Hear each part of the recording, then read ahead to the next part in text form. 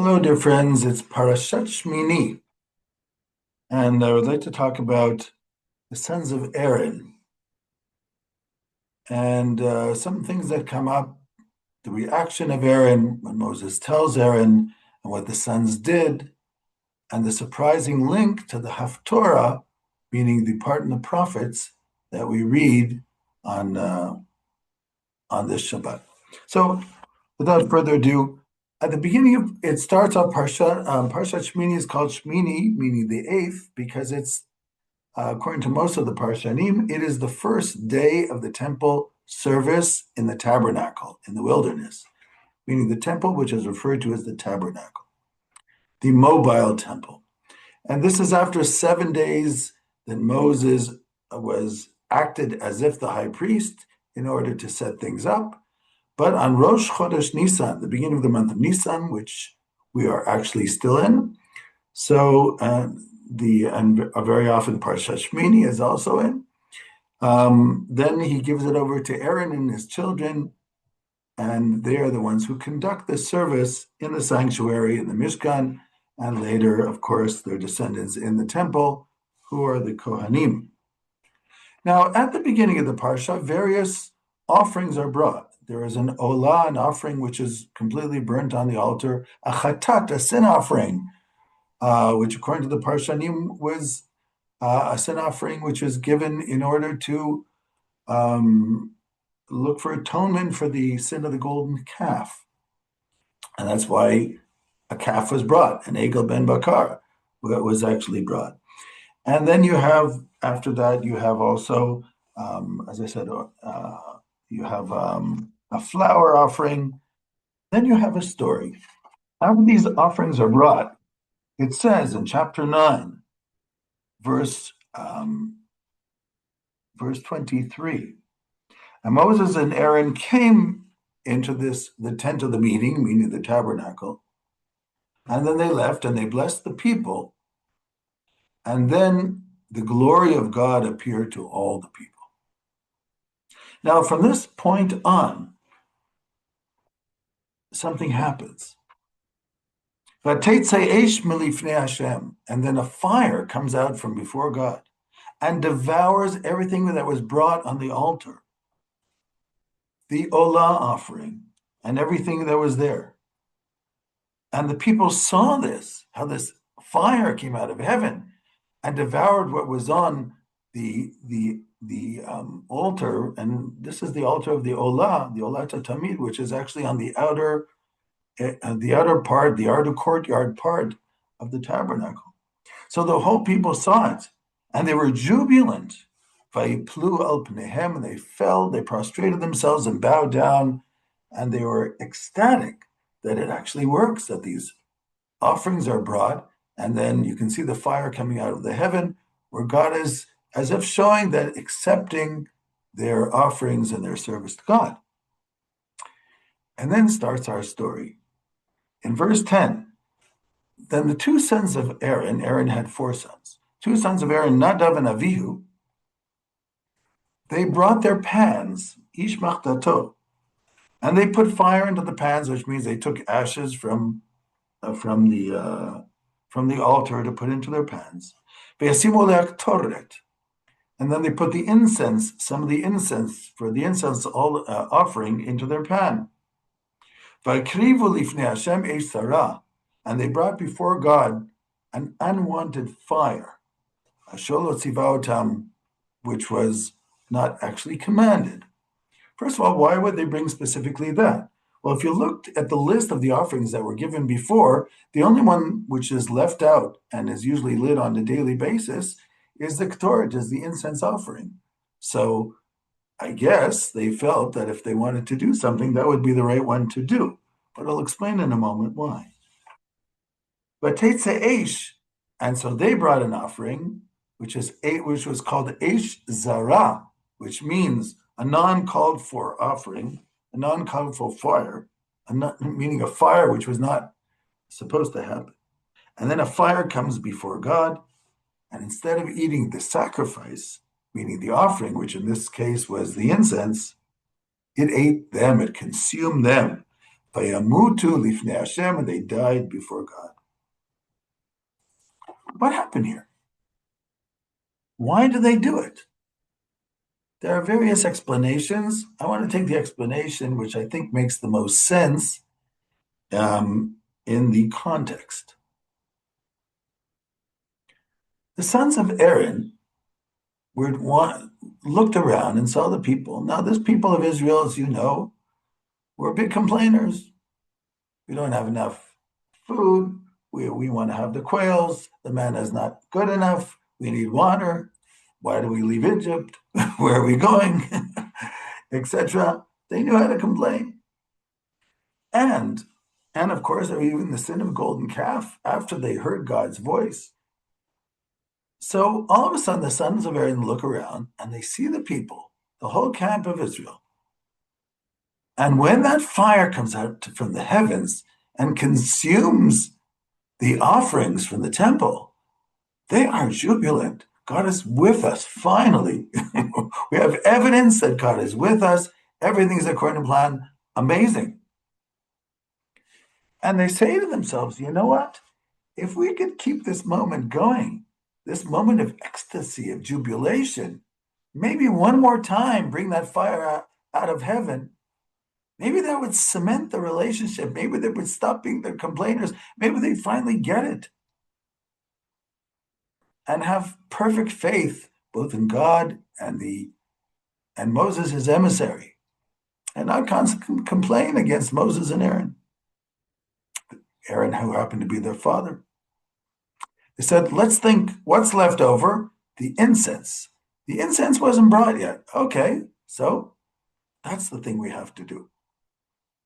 They didn't ask, though. But they brought that incense quickly. According to Ramban, Nachmanides even made a mistake because you're supposed to fill the pan with the ashes right to the top, the ashes from the altar. Then only after that, you take one fistful of the ketoret, of the incense, and sprinkle on top. From what it says here, it sounds like they took a lesser amount of the fire, meaning of the coals, of the ambers, and mixed it together.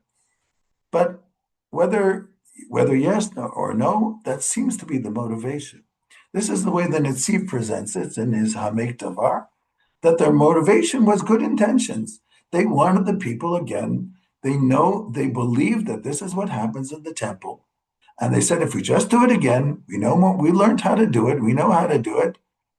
And because of this, they didn't ask Moses and Aaron. They thought, we have to grab this moment. This is a moment that we have to somehow lengthen a little bit. We'll do one more. And they do that one more. And the fire does come out of the heaven, but this time it consumes them for doing something which was not called for. And they die. There is a tradition which is brought down in Kabbalistic works that says, we read the story of the sons of this story of the sons of Nadav and Avihu is actually continued in Parshat Akremot, which is three portions after this one, and it starts off, Vayomer Hashem al Moshe, God said to Moses, after the death of the sons of Aaron, etc., etc. That's how Akremot starts. And that's actually something we read on Yom Kippur. So there's certain works that say, why do we read that on Yom Kippur? And they say that anybody who sheds a tear on the death of the sons of Aaron on Yom Kippur, they know that in that year, their children are protected. It's a very interesting tradition. I haven't seen any other tradition like that one. But why should we shed a tear for the sons of Aaron? Why is it good to shed a tear? In my opinion, it's a good thing, based on the Netziv idea, because they meant to do the right thing. Their intentions were good. They wanted to bring the people closer to God. They wanted to cement that relationship, to continue that jubilation and that happiness of being in God's service. But that wasn't the outcome.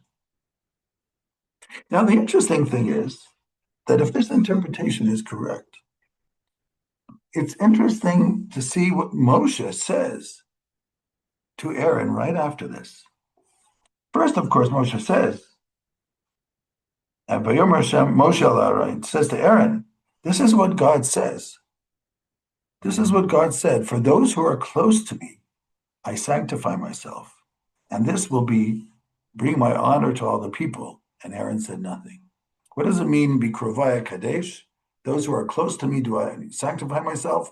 Meaning those who are closer, like your children who knew about the temple service, and they know these things, they have to be more careful. And therefore, they can be punished for things that maybe the regular guy would not be punished for. Bikrovai Kadesh, those who are closer to me, who hold the responsibility, I have to take them to they have to make them accountable when they do things that are wrong. And Aaron said nothing.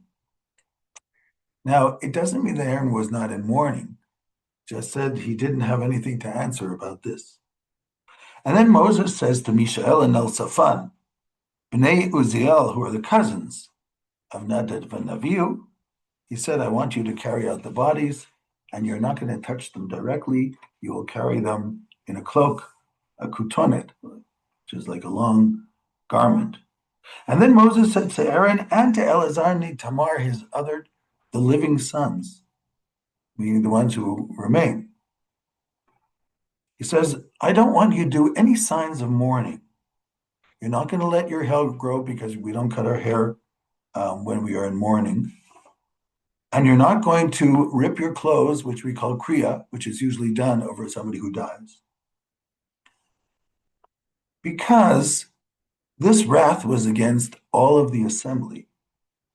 And therefore your brethren, the whole house of Israel, they shall cry and they shall mourn for what God took by fire, meaning your sons. In my opinion, this is a very misunderstood verse.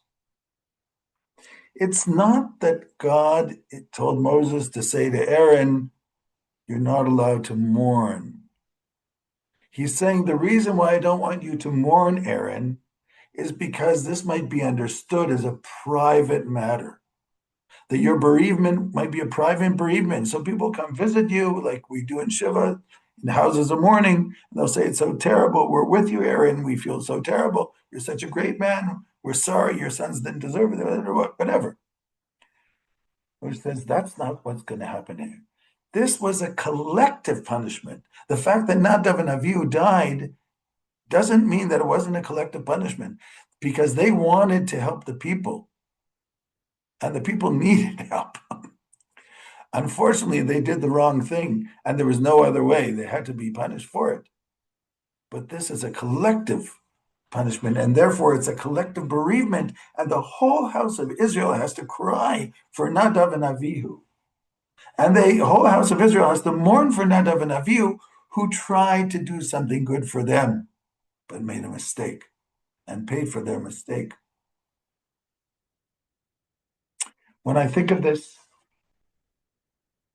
I think of the young men and women who put their lives on the line in the last 2.5 years for the people of Israel against our 7-front war from enemies who had no territorial argument with us, like Iran and Lebanon, and definitely not Gaza, who we moved out of there in 2006 to give them the possibility of an autonomy,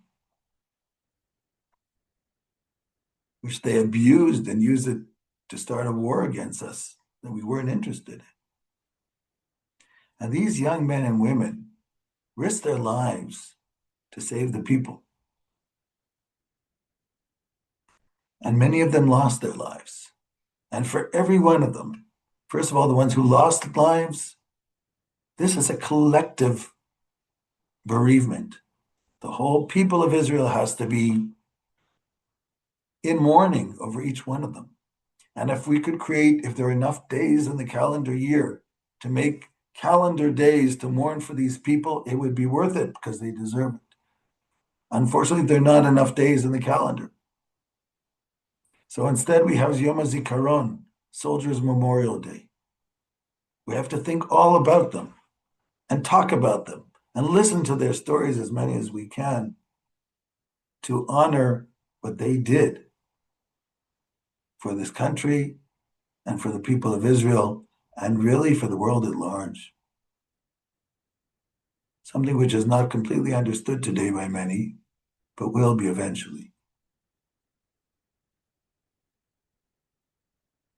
About 1 month into the war, a childhood friend of mine, my sister's best friend, um, unfortunately lost his son in battle. A lovely guy, actually very sensitive type. And I went to the house of bereavement. This was like a month into the war. He was only 24 years old, just been married for 6 months. I said to his mother, the whole country really has to show honor for your son who you lost. We all owe him to be in bereavement over him, to mourn him. This is not something just private. Everybody should say these words of condolence. So it was a hard time, and she was strong. But each one of these people don't understand really how the Israeli army works, that the vast majority of fighters are actually volunteers, what we call miluim. They get paid whatever their salary was, where they were working, where they took off. And yeah, it's hard to explain sometimes for those who have not gone through it. It's probably the only real people's army in the world. And it's because they believe in the destiny of the Jewish people. And that if we don't stand up for ourselves, nobody else will. This is the end of part one, which I wanted to talk about. Part two. Part two is trying to understand exactly who were Nadav and Avihu and what they were trying to, and what was the mistake that they made. In order to understand the mistake of Nadav and Avihu, in my opinion, you have to understand relationship between the Torah reading and the Haftorah. The Haftorah is a surprising Haftorah in how it relates so directly to the Torah reading because it's from the book of Samuel. So we think the book of Samuel, book of Leviticus, what's the connection? So it's not for no reason that our rabbis of the Talmud, or actually already by the time of the Mishnah, chose this Haftorah. Because there's so many things in Haftorah, exactly like the story of Nadav and Avihu, and then I'll show you uncanny connections between the two. And it goes like this. It says that David decided to bring the Aron Habrit, the Ark of the Covenant, to Jerusalem. The Ark of the Covenant used to be in the tabernacle, and it was stole by the Philistines, and then it was brought back, and then it was in different places. So he decided to bring the Ark of the God to Jerusalem. This is taken from Samuel 2, chapter 6, starting from verse 1. So they put the Ark of the Covenant on a new wagon, and they took it from the house of Avinadav, which was in the Giv'ah, which is in the tribe of Benjamin, and Uzzah and Achio, who were the sons of an Avinadav. They were the ones who were driving, who were leading the cows or the ox, probably oxen, because it says bakar, which could be both in Hebrew, that were the oxen that were leading, which were carrying, which were the ones who were dragging the wagon. So it was taken from the house of Avinadav from the Giva, with the Ark of Covenant, of course. And Achia was walking in front, which is one of the sons. And David and all of Israel were dancing around before God in all different ways, in all different type of musical instruments, and they were celebrating as the ark was being taken to Jerusalem. And they went to a place called Gora Nachon. And Uzzah, one of the sons of Avinadav, touched the Ark of the Covenant, tried to hold it because he saw that the oxen had stumbled, which meant that the ark was about to fall. So basically, he jumped, grabbed the ark, held it so that it shouldn't fall, so it shouldn't be disgraced when he saw that the oxen had stumbled. But then it says something very unusual. And God was angry at Uzzah. Why was he angry at Uzzah? Because you're not allowed to touch the Ark of the Covenant. The only ones who are allowed to go near are the Levites. Vayakeu sham Elohim al Ashal, and God smote him at that place for his mistake. Vayamot sham, he died there with the Ark of the Covenant. Here, the verse, he died there with the Ark of the Covenant, almost sounds like he died and so did the Ark of the Covenant died, which I'll talk about too. And David was very angry that God had made this parrots, that God did this instantaneous death to Uzzah. And he called that place Peretz Uzzah. I find that a little bit hard to translate. Peretz Uzzah, the outbreak of Uzzah. Peretz is like when you break through to something, the outbreak of Uzzah, and that's the way it's called until this day. What is this story? Let's understand the story and then compare it to Nadav and Avihu. So, David wants to bring the Ark of the Covenant to Jerusalem. Great. What's wrong with that? Okay, before the temple is built, but why should it be in the Givan, Benjamin? Why not in Jerusalem? There is a plan to build the temple. God told him he can't build it. Solomon will build it. Okay, but in the meantime, what's wrong with bringing the Ark of the Covenant? Nothing. And it's brought from the house of Avinadav, who is the custodian, and his two sons are walking side by side to make sure nothing goes wrong. And you have two oxen in the front, which are carrying it, which is fine. And it's on the Agalah, so what's the problem? And the Agalah is about to fall, so what is he expected to do? Let it fall?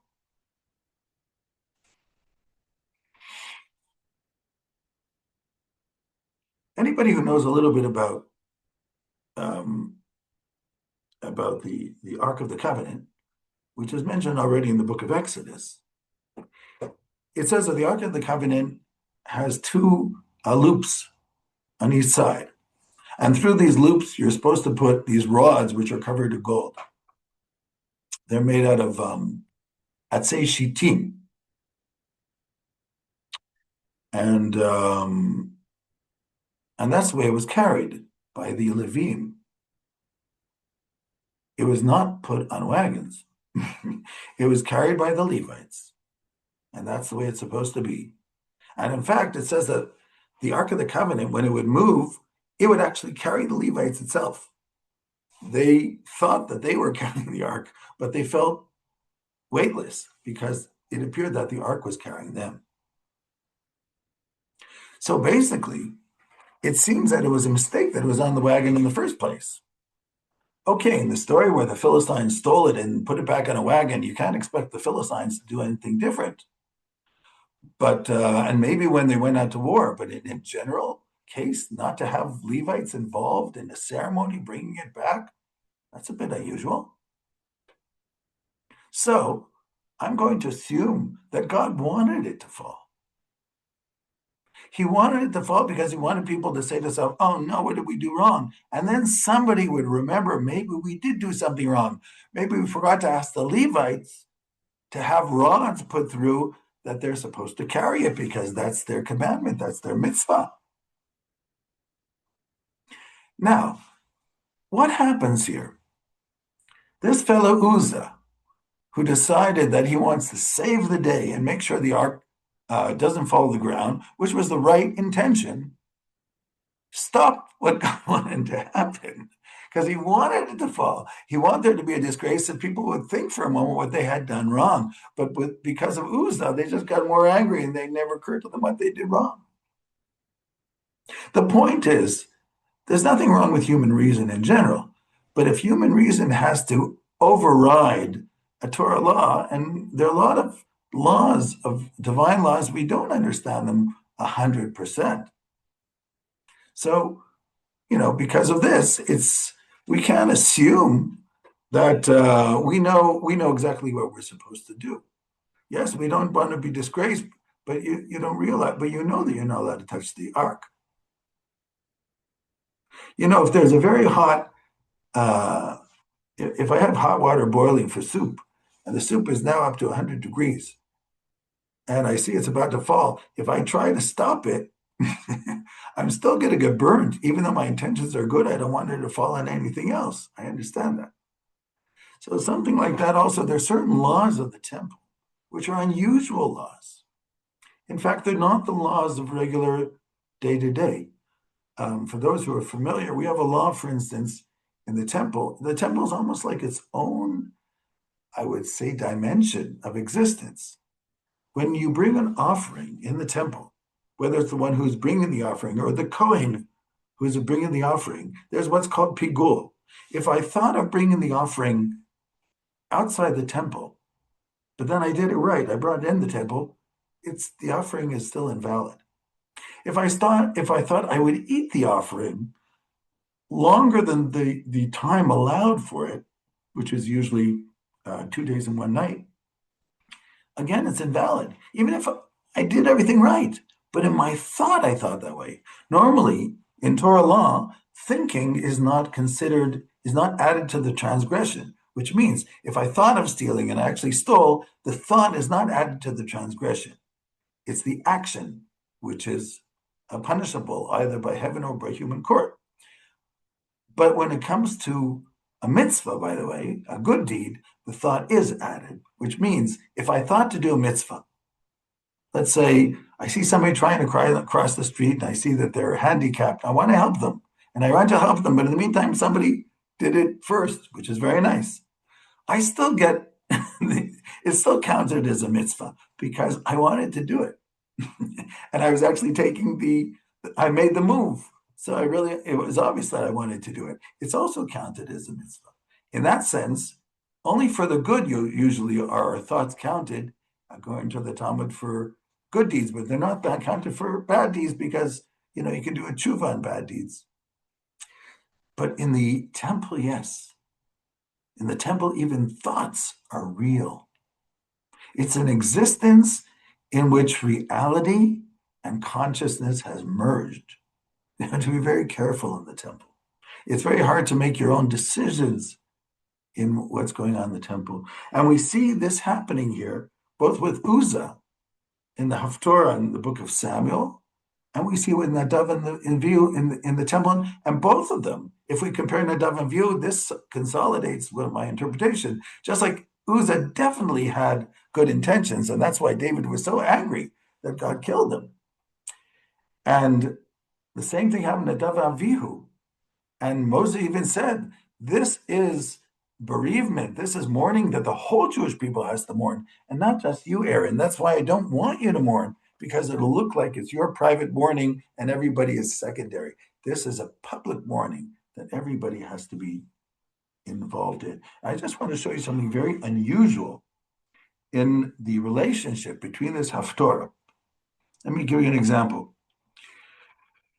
In the Haftorah, the Ark of the Covenant, where was it? It was at the house of Avinadav. That's his name. If you take the word Avinadav backwards, it reminds us of Nadav and Avihu. What's missing is the Hey Vav Aleph of Avihu. Nadav and Avihu are the two sons of Aaron who were killed in that story by the fire that came out of heaven when they brought the wrong offering. They were Nadav and Avihu. What's missing is the Hey Vav Aleph. But the two sons of this Avinadav were Uzzah and Achio. And by the way, Achio, when you the way it's written is Achiv, as his brother. So they're the two brothers, Uzzah and Achio. And Uzzah, the first time, is written with an Aleph, and the second time, and it's an Aleph, and it says, I'll just show you exactly. It says Ve'uza. So we have the Vav and the Aleph, Ve'uza, on top of the Ayin Zayin, and then it's Ve'uza again with a Hey. So you have the Hey, the Vav, and the Aleph in the name of Uzzah. Who was Uzzah? Uzzah, the one who was killed, who tried to hold up the Ark of the Covenant. So through his name, the extra letters, which keep changing, the Hey, the Aleph, and the Vav, are the Hey, the Aleph, and the Vav, which are missing from Nadav and Avihu, from the word Avinadav. And his sin of Uzzah is exactly the sin of Nadav and Avihu. In fact, according to some commentaries, it was actually they brought only one offering and not two pans of the Ketoret. I think the Ramban brings that. And one other thing, you have the word az left over in the land in the word of Uzzah. And az, it says az panim legihinom. It's a certain brazenness where you make your own decision thinking it's the right thing. Of course, Ayin Zayin is also Rashi Tevot Avodah Zarah, which means idolatry. But it's just interesting, this connection, even with the names of these people.